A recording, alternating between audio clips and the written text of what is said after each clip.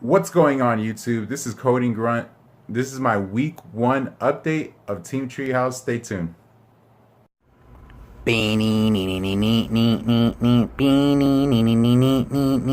Coding Grunt.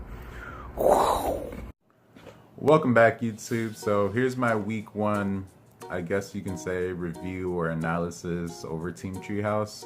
So one of the things I really do like about Team Treehouse is that it's very beginner friendly.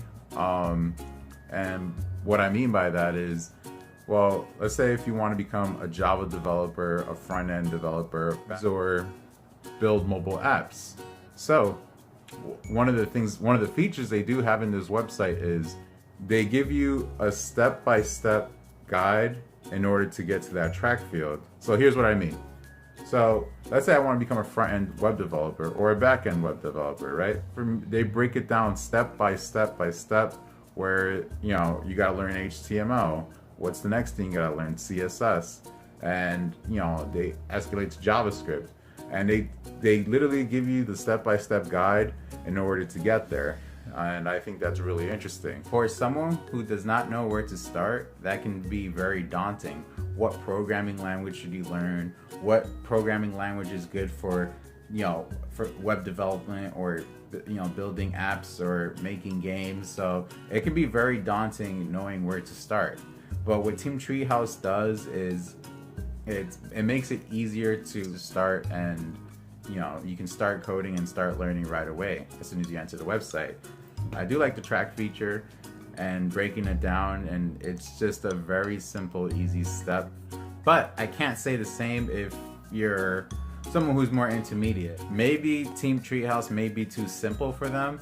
I know from my perspective, even though I'm someone relatively new, I do know the difference between very beginner level and intermediate level. So I figure if you're someone who has some experience with code or some experience learning, and you're in an intermediate level, maybe Team Treehouse isn't for you. But for the absolute beginner who does not know where to start, I totally recommend Team Treehouse. And let me be clear, I am not getting paid by Team Treehouse in any way. I don't make any money by saying this or anything. So just to be perfectly clear. Second thing I do like about Team Treehouse is so when you complete a course, so let's say you're doing let's say you're doing a course and it takes 100 hours to complete this course, or 200 hours to complete the course.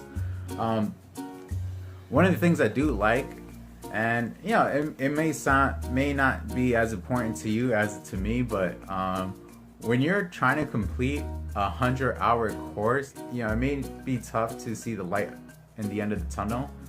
But what they do is each step-by-step guide, each step that you complete, you get like a certain badge, and you kind of level up, and it kind of feels like a video game. And if you guys know, the thing about video games, it's very addicting and it's very self-rewarding knowing that it feels good to level up, and I think a lot of gamers do like that, and that instant reward, like, oh wow, I just leveled up. You get an instant reward.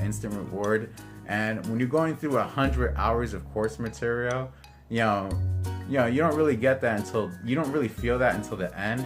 But I go further and further, you're constantly earning these little badges, and I think it's kind of fun, and it makes learning more entertaining. May not be for everyone, but that's what I found pretty interesting. Now, some of the takeaways, I haven't really found any cons to Team Treehouse yet. This is only my first week.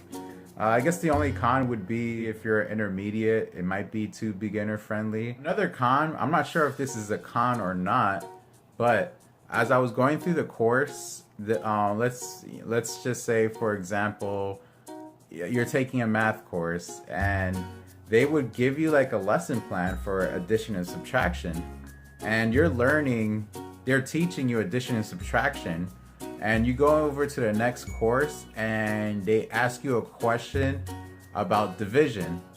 Now that totally just throws everything off. So you can go back in the previous course and you may not find anything about division.